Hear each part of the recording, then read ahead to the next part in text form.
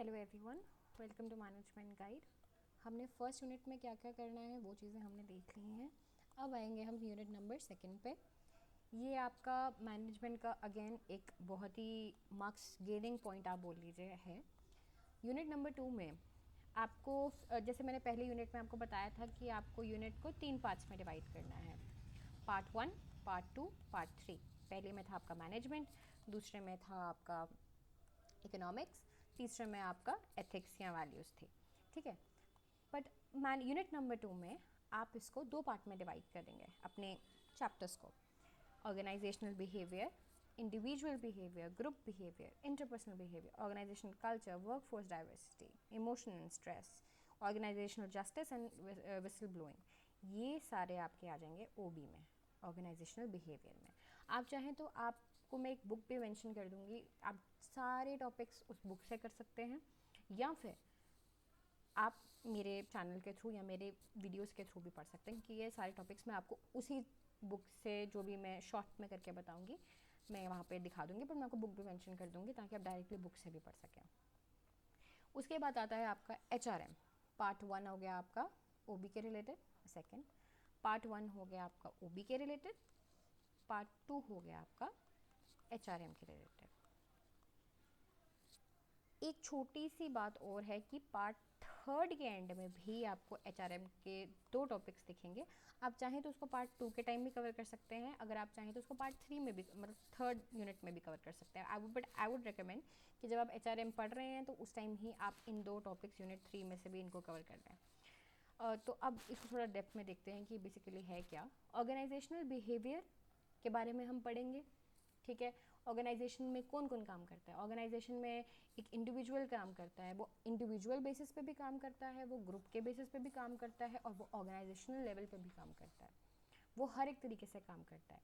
Individual level के बारे में भी हम पढ़ेंगे, ग्रुप के बारे में भी हम पढ़ेंगे, इंट्रापर्सनल बिहेवियर के बारे में भी पढ़ेंगे। एक ऑर्गेनाइजेशन किस कल्चर में काम करता है, किस क्लाइमेट में काम करता है, वो भी पढ़ेंगे।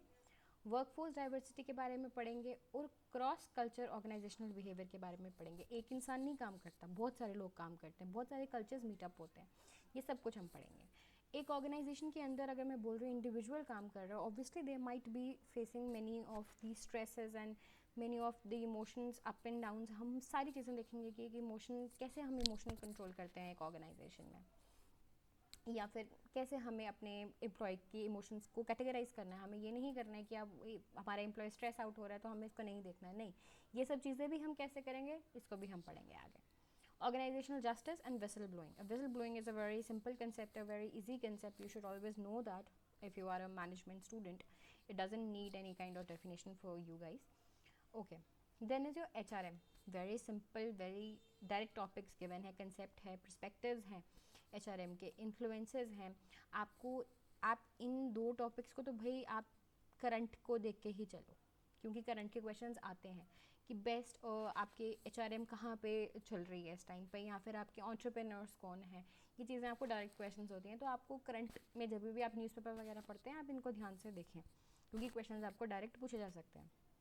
आप मैनेजमेंट के स्टूडेंट्स, आपको वैसे भी इंटरप्राइजेस के बारे में या हर एक चीज़ के बारे में जो आपके बिजनेस से रिलेटेड हो आपको नॉलेज होनी चाहिए।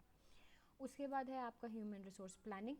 सिंपल टॉपिक, बट अगेन ये एक टाइप का प्रोसेस ही है, प्रोसेस से डायरेक्ट क्वेश्चन आएंगे क्रोनोलॉजी में। रिक्रूटमेंट कैसे होगा, कितने टाइप्स होते हैं रिक्रूटमेंट के, सिलेक्शन क्या है, रिक्रूटमेंट सिलेक्शन में डिफरेंस क्या है, इंडक्शन कैसे होती है एक एम्प्लॉय की, ट्रेनिंग कैसे इसको दी जाती है, ट्रेनिंग और डेवलपमेंट में फ़र्क क्या है, ये चीज़ें भी हम पढ़ेंगे। एंड ये सेपरेटली करना बहुत ही इंपॉर्टेंट है। Job analysis, job evaluation, compensation method, और भी कुछ टॉपिक हैं जॉब के ही, जैसे जॉब एनरिचमेंट, तो वो भी हमें सेपरेटली करने हैं। जो जो टॉपिक इसमें हमें एडअप करना है, जैसे जॉब एनरिचमेंट का तो भाई डायरेक्ट क्वेश्चन भी आया था 2025 में, जून के पेपर्स में आप देख सकते हैं। अगर आप PYQ चेक करेंगे तो आपको जॉब एनरिचमेंट के क्वेश्चन शायद 2024 में भी दिख जाएगा। तो कुछ ऐसे टॉपिक्स हैं जो हमको इसमें एडअप करने हैं, तो वो हम कर लेंगे। मैं अपनी वीडियोस में जब डालूंगी तो आपको वो भी बता दूँगी। मैंने आपको बताया यूनिट 2 में आपको ऑर्गेनाइजेशनल बिहेवियर कवर करना है और आपको HRM कवर करना है। आपको 2 पार्ट्स कवर करने हैं, 2 पार्ट्स में इसको डिवाइड कर दिया मैंने। इसकी भी बुक मैं आपको मेंशन करके दे दूंगी, और सेकंड पार्ट की भी मैं आपको HRM की भी एक अच्छी बुक मेंशन करके दे दूँगी, नीचे लिंक कर दूँ, उसका लिंक से वो कर दूँगी आपको कॉपी, आप डायरेक्टली वहाँ से भी पढ़ सकते हैं या फिर आप मेरी वीडियोस पे आके भी पढ़ सकते हैं, क्योंकि मैं अपनी वीडियोस पूरी सीरीज़ के अकॉर्डिंग ही चलाऊँगी जैसे इन्होंने सिलेबस में दिया है। और जब मैं कंप्लीट करवाऊँगी तो जो 3rd यूनिट का HRM के टॉपिक्स हैं वो भी मैं यूनिट 2 में ही कवर करवा दूँगी। ओके।